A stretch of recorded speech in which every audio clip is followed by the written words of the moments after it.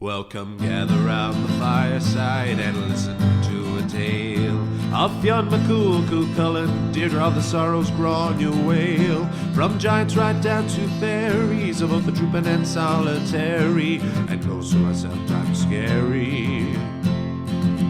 Anything goes by the fireside. Yeah. Fireside, the Puka Fireside, the Marrow Fireside. Kings and queens fighting heroes, don't you run from the fun, there's no need to hide. Sit by the fireside.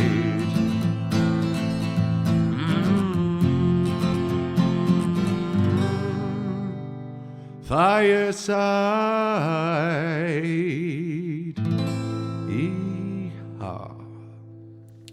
Hello and welcome to Fireside, the Irish storytelling podcast. Each episode of Fireside, we take a story from folklore or mythology, we retell it, have a chat about the tale itself, and about the craft, culture and history of storytelling. My name is Kevin C. Olahan. I am your host and your Fireside Bard. Welcome to episode 108 of Fireside. Today on the Irish Storytelling Podcast, we hear a story about the origins of the River Boyne. This is the story of the drowned goddess. But first, if you are a new listener, you are very welcome along indeed. If you enjoy this episode, why don't you head right back to the very beginning, over 107 and 2 years ago, to see the journey that Fireside has been on so far. And if you are a returning listener, thank you so much for your continued support. Please follow me over on Instagram at Fireside Bard. It's the best place to get in touch. If you have any thoughts or queries, or if you just want to say hello, I love hearing from each and every one of you. Email me at thefiresidebard@gmail.com for other inquiries if you're not on social media. You can support the podcast over on patreon.com/fireside podcast. And I want to give a very big thank you to this week's latest patron, which is Ethan Bartlett. He joins Greg Yankee and James Hurley as this month's latest patrons. Thank you so much for your generosity, and particularly Ethan for your very generous donation. You're very welcome along to the Patreon family, and please do join Head Stuff Plus for more. Head Stuff Plus is the brand new members only site, a members only source for the Head Stuff Podcast Network. If you join the Head Stuff Plus network, you can gain access to the premium content of not just Fireside but all 35 of Headstuff's incredible podcasts. It is the future for Fireside. It is the place where our community will be. You can join for as little as €5 a month, although like Patreon you can pay however much you want, and this will be the future home for Fireside. It is totally an egalitarian model of soundness. You can join the Patreon if you so choose. You can join Headstuff Plus if you want, but the podcast is going to be here regardless each and every week. But Headstuff Plus will be the future site for premium content, including bonus episodes. We'll have one bonus episode per month, ideally.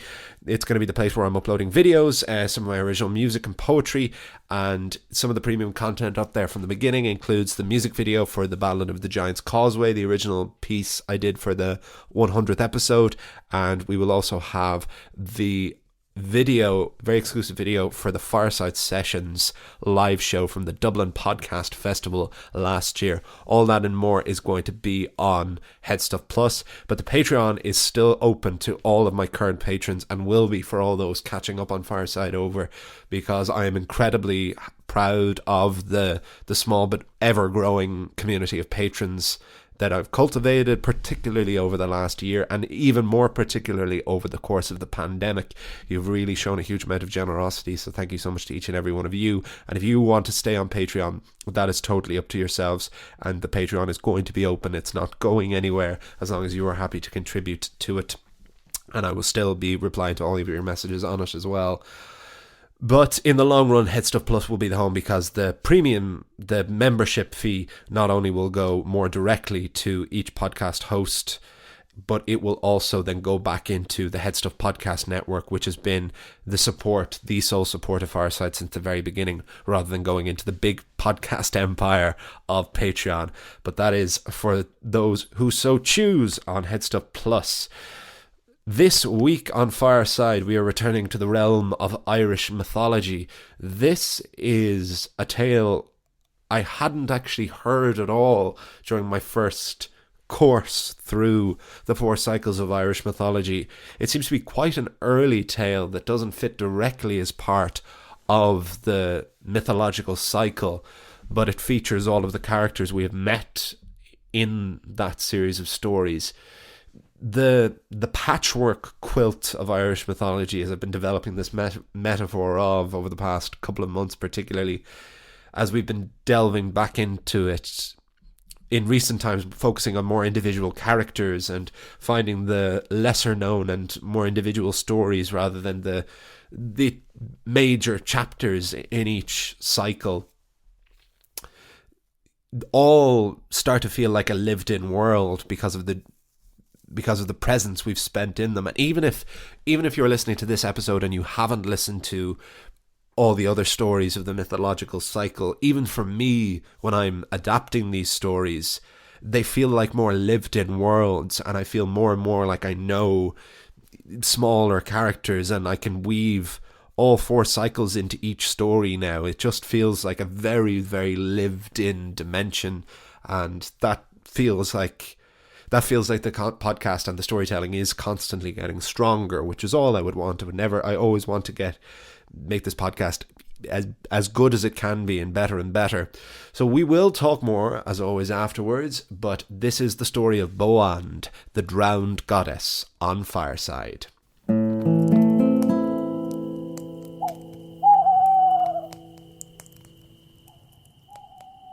The drowned goddess.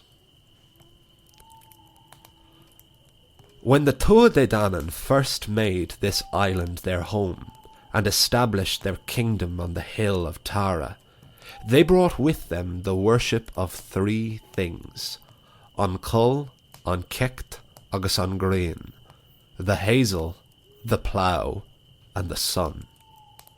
For the Tuatha Dé Danann, the hazel tree was sacred and powerful, the source of all knowledge. So they planted hazel trees at the edge of a well, and into that well fell 9 hazel nuts.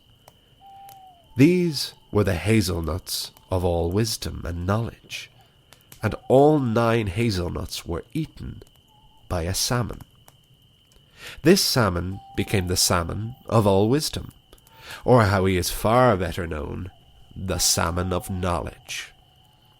Legends of the salmon of knowledge were known from then on, and for hundreds of years would-be fishermen sat and attempted to catch the salmon, seeking the answers of love and life. The one who eventually would, of course, was Fionn McCool. Fionn was not the one to actually catch the salmon, though. That was the poet and sage Finnegas. But it's not the story of the salmon of knowledge I'm telling today, although I do know it.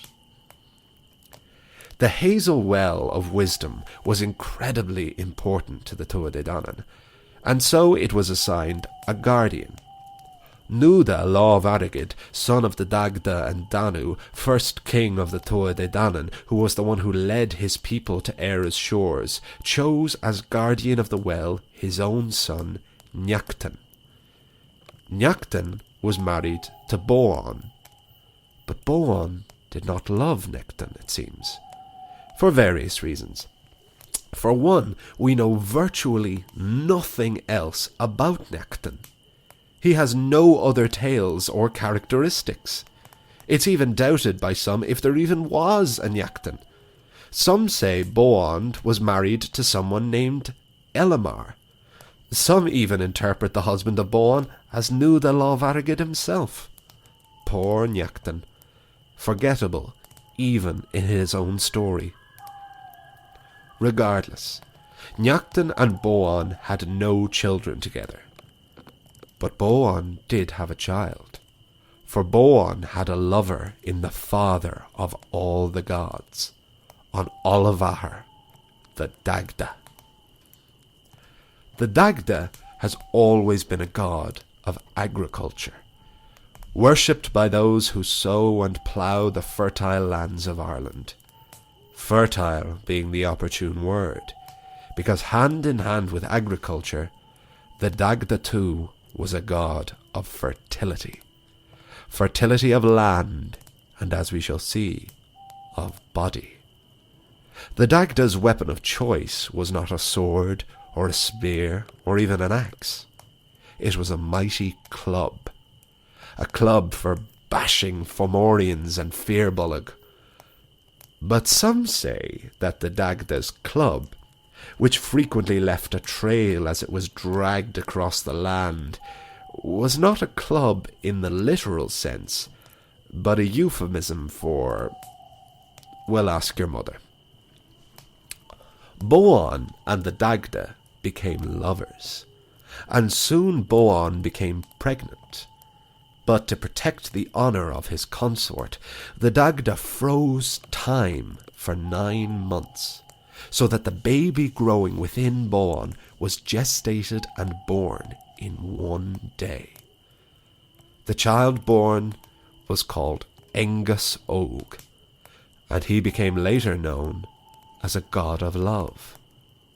But Engus Og could not be raised by his mother or his father, for fear Boan's husband Nyakton should discover the illicit union. So Engus was sent to Midir, god of the river, who raised him as a foster son. Later, Midir will lose an eye when visiting this same foster son after being mistaken for Engus Og himself. To make it up to him, Engus Og will give Midir the love of the beautiful Etain, which will begin, in the opinion of your humble storyteller, the greatest love story in the lore of this land. But that, again, is another story. Through magic, cunning, and deception, Nyakton never found out about the affair between his wife and the Dagda. The extensive lengths the lovers went to conceal their relationship may not have been necessary, so obsessed was Nyakton with guarding the well of wisdom. For no one else was allowed to even approach the well, save for Nyakton and his 3 cupbearers. Nyakton's preoccupation with safeguarding all knowledge put further strain on his marriage, even more so than his forgettable character. And soon Boan became obsessed with seeing this well for herself. She didn't want to drink from it, of course, that would be going too far, but she did want to gaze into its waters, and maybe see the salmon swimming within. One morning, before Nyakton resumed his post, Boan crept into the valley, followed by her dog, Davila. Davila had been given to her as a wedding present from Nyakton, and Boan was sad to admit she loved the dog more than she loved her husband. Following the hazel tree, the pair came to the well. The well was guarded with an enchantment, that it could only be approached if walked around 3 times in a certain direction. Of course, only Nyakton and his 3 cupbearers knew this, so naturally Boan walked the other way. 3 times Boan walked with her shins around the well of wisdom, gazing into its beautiful clear waters. But the waters did not stay beautiful and clear. They began to toss and rise, and soon, like an Icelandic geyser, erupted from the hole in the ground, destroying the bricks of the well, uprooting the hazel tree, and carrying poor Boan across the valley in its rapids. The goddess of the Tuatha Dé Danann lost an arm, a leg, and an eye. Boan was carried right to the edge of the Irish Sea, weak and mangled. With her one remaining hand she held on, with her last cry of life, before finally succumbing to her wounds and drowning in the river. Before that day, Tara was a landlocked valley. Now there was a mighty river connecting the seat of the High Kings of Ireland to the Irish Sea. The river became known as the Boyne, named after the goddess who had drowned so it could be created. The Boyne would continue to be significant and sacred for generations. It was the site where the Norse Vikings would first lose their tight grip on this island, and most significantly, in the year 1690, The Battle of the Boyne would end the Williamite and Jacobite Wars, which is still celebrated by Protestants of the Orange Order on the 12th of July to this day. The Boyne didn't lose any of its wisdom for transforming from a well into a river, for the salmon of knowledge still swam down and indeed up its currents. Now within the safety of gushing rapids, the salmon became much harder to catch, and would not be until the poet Finnegas, who would let Fionn McCool eat the fish he caught. Boann and the Boyne would forevermore be known as goddess of water, fertility, poetry, and inspiration. In fact, to this day, it is said that if you drink from the waters of the Boyne on the 1st of June, you will receive the gift of poetic inspiration. You may see me there this year. And as for the Dagda, he had many lovers, but Boann always stayed with him, or rather, he always stayed with her.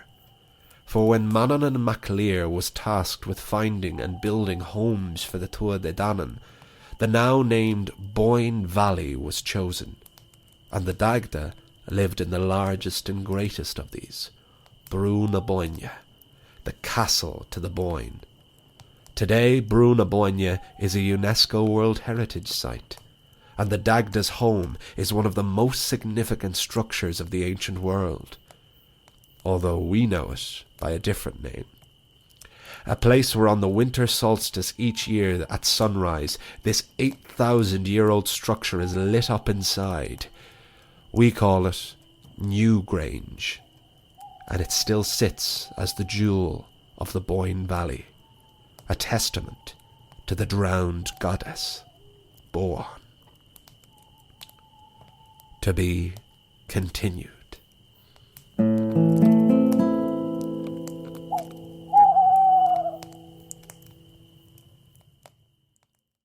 Folks, as you all know, Fireside is a proud son of the Headstuff Podcast Network, which is Ireland's largest network of independent podcasts and a loving home for the creative and indeed the curious. There are so many other podcasts I could recommend to you on the network, some of which inspired me to approach Headstuff myself. Here's a taste of one you might enjoy. Come on, sissy that pod, let's get sickening! Are you a fan of the Emmy Award-winning show RuPaul's Drag Race? Do you think about Roxy Andrews at the bus stop? And do you belong in Party City? Well, Sissy That Pod is the podcast for you. Join me, James, and my co-host, Cian, Is there something on my face? as we chat weekly about the runway realness, sickening shade, and backstage buffoonery. That's right, whether it's new episodes of Drag Race US, UK, or All-Stars, Sissy That Pod will spill the tea with a new episode for you within 24 hours. So make good choices and subscribe to Sissy That Pod from the Headstuff Podcast Network, and we'll leave you gagging on our eleganza. Now, let the music play!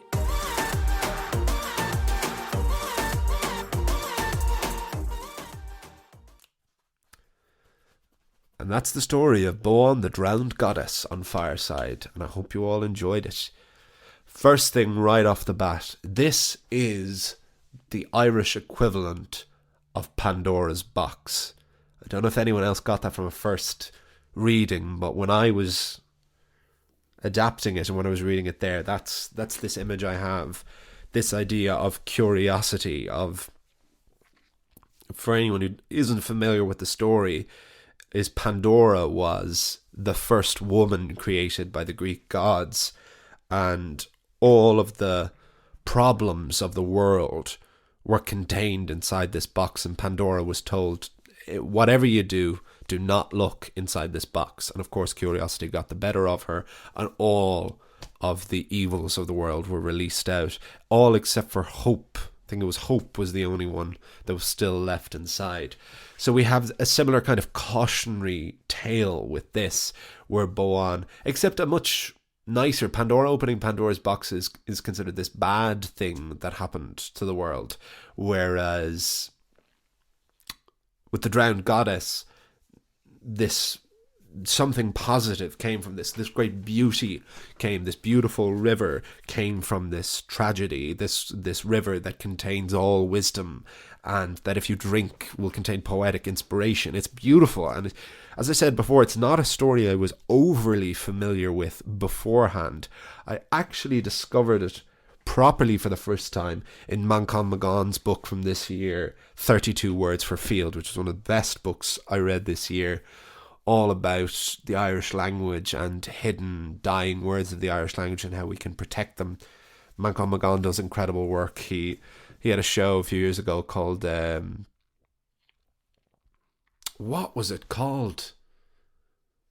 It was called Gaeilge Tamagotchi, where you would go and Manchán would give you a dying Irish word and task you to keep the word alive like you would a Tamagotchi, which is just possibly the greatest idea for a show I've ever heard. I was obsessed with Tamagotchis when I was small, and so the idea of having a dying Irish word like a little virtual pet and being entrusted with keeping it alive, just there's no part of my being that doesn't appeal to. That just makes every part of me happy, from the youngest age to right now. But in his book 32 Words for Field, because there are 32 words in the Irish language for fields, it's beautiful long journey throughout it.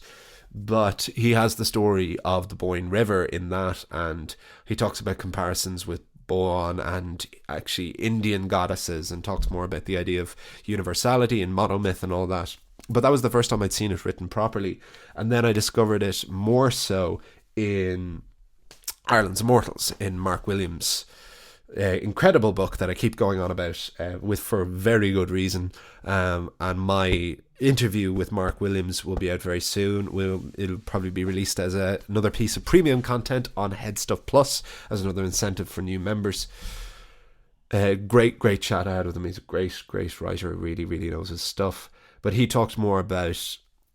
He got me more interested in the Dagda, because the Dagda, for one of the most primary gods of Irish mythology, for the father of the pantheon of Irish mythology, we haven't had a story that has centered around him. He has always been a supporting character, whereas the vast majority of Greek myths and Norse myths have Odin and Zeus and Jupiter as central figures. They all have so many stories about them, and the Dagda, who there is a lot of claim for being very much based on Zeus and Jupiter, doesn't have the same attention to detail to him. So it was nice to have. So this episode was meant to be about the Dagda, but then the story, I find that the central character is really Boan, and if you have Boan, you can include the creation of the Boyne and the birth of Engasog, this incredible. The Engasog who was born in one day because the Dagda froze time for 9 months. This is incredible. There is also some talk that Engasog was born as an adult, so in the 9 months he was born and he was fully grown. So perhaps the Dagda froze it for more than 9 months. Perhaps he froze it for over 18 years. But that could be another story. You see what I mean, though, hopefully, about the patchwork quilt of Irish mythology now, where we have stories about the Salmon of Knowledge, which is more from the Fenian cycle, and we have a talk of Midir and Attain. This is kind of a precursor for that. This is what I mean by these stories that exist in between each other, and that's what's really fun to stitch and to meander through, and it makes this particular part of the journey all the more pleasant because of it, and all the more pleasurable. I hope, as I hope you agree. So yeah, we have the few details here. We have the introduction of this well, constantly with the Tua de Dan and the Ancol and Kecht on Green, the hazel, the plough, and the sun, these three things that were sacred to them. So the creation of this well for the salmon. Poral Nyachtan, yeah. Nyachtan is one of these many gods, quote unquote gods from Irish mythology, who, appear in a sentence or a couple of lines, but there's nothing he was the god of necessarily. We just know that he was entrusted with this well, and then he was married to Boan. But still, there's a lot of thought that it's Nuda. I liked it being separate from Nuda, Law of Arrogate, the first king of the Tuatha Dé Danann. I liked Necton being more of a nameless figure rather than tying this in to Nuda. And then, yes, we have this detail, which I would be remiss if I didn't discuss a little bit, of the Dagda's club. This is one of the best details from Mark Williams' books, where he talks about one of the most depraved, possibly the most depraved moment, and sordid moment from early Irish literature, in which I think it's after or before the Second Battle of Moytura, where we have the Dagda going to parley with the Fomorians and eating his fill of porridge and having to be rolled away. But there is constantly this image of the Dagda with this club and a lot of suggestion that he's dragging something else through the earth. And I like Fireside to be universal.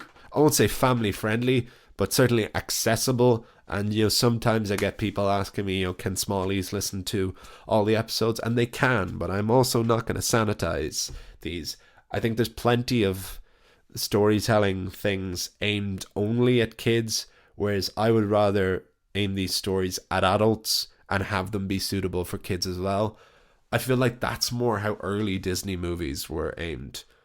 I made the thing where made by adults for adults that could watch them with their kids, not things aimed at dumbing things down for children that then hopefully they could throw in a couple of gags that only adults will get. I think that's why a lot of those older movies have aged so well. And personally speaking, that is more my intention for Fireside, is not to aim this at the kids, because I think the kids know it, or we learn these stories in primary school. This is where we hear them from. I think it's as adults that we forget them or admit that we never learned them. So that's why I would aim this podcast more so at adults that then kids can enjoy as well, or everyone from all ages can enjoy. What I mean by all of that is, that I'm not going to sanitize any of those, but I'm not going to go totally overt as well. If I don't have to go too detailed of what the Dagda's club might be perceived as, because then you get a chance for a bit of a gag as well. And we have a little detail here with Boan's dog, Davila. I didn't actually get into it in the story, but Davila dove in after Boan and drowned in the river too. And I think there's a little rock or an island in the Boyne that bears this name. And the 1st of June is something I didn't know as well, that apparently on the 1st of June, it is, if you drink from the river of the Boyne, you may get poetic inspiration. And as someone who is currently writing a collection of poetry, I certainly will be going to drink from the Boyne on the 1st of June, if there is even the off chance that I could get some poetic inspiration from that. So yeah, a lot packed in here. And finally, yes, Newgrange. This is another detail from Ireland's Immortals that I didn't know at all. Newgrange, which is one of the biggest tour sites in Ireland. It's one of the most important ancient structures in the world. It's incredible. If you ever come to Ireland, or if you are Irish and haven't been, really do. I got a concussion off Newgrange, would you believe? I got a concussion off the keystone, because you have to I'm tall enough and you have to crouch to actually get into the passage tomb. So it's a Neolithic passage tomb. It's about 8,000 years old. They have no idea how they managed to lug these immense boulders across the country. They think they might have been actually sailed up the Boyne and then rolled on logs. But just an incredible, I always think it's like the Irish Stonehenge. Just this ancient, mysterious structure, but it's beautiful. And on the 21st of December, on the winter solstice every year, at sunrise, somehow the light hits the keystone, the gap above the keystone of Newgrange, and if you're standing inside, I think it's for about 6 or 7 minutes, the entire inside is illuminated. Somehow, for an 8,000-year-old building, they somehow were that. That's what's quite mysterious and enchanting about it. Is there something about physics and the sun and geometry that they just knew And it can't be a coincidence for how important that the winter solstice was. And it's every year. I think these tickets are raffled off every year. And one day before I die, I would certainly like to be there on the winter solstice when Newgrange is illuminated. But what I never knew was that Newgrange was supposed to have been a home for the Dagda, as indeed were all of these Neolithic passage tombs in the Boyne Valley. It makes sense, in these rats, these tuas, as they were also known, that they would be considered ancestral sites and homes of Irish deities. So it managed to end the story, wrap the story up on quite a nice and quite a romantic notion. It's a really nice image, I feel, to think of this philandering god that was the Dagda, who had these many lovers and all, to have made his home in the valley named after this drowned lover, and that he was always close to Boann, and that there was this special connection he did have with Boann, and that she achieved this new kind of immortality with a river that's probably more famous than most of the Irish gods, because there are Irish people who don't know names of a lot of these gods, but nearly everyone knows the River Boyne, and a fine river it is too. I'm going to wrap things up there, folks, but I hope you enjoyed the story of the drowned goddess. Great. I enjoyed having that as a title as well. Made me think of the drowned god of the Ironborn in A Song of Ice and Fire. Please do follow me over on Instagram at Fireside Bard. Email me at thefiresidebard@gmail.com. Support the Patreon, patreon.com/Fireside Podcast, or join Headstuff Plus to join the community of Fireside and gain access to premium material. All details at headstuffpodcasts.com. Thank you so much to Alan, Paddy and Connor and everyone at Headstuff, and thank you most of all to each and every one of you for listening. Next week we have another folktale, and it's quite a special tale for quite a different reason.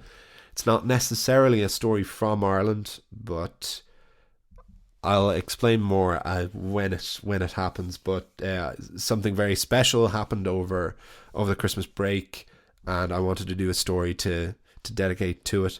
So we will have a story next week called... I won't say what it's called, so it can be a surprise when it comes out. Sorry, folks.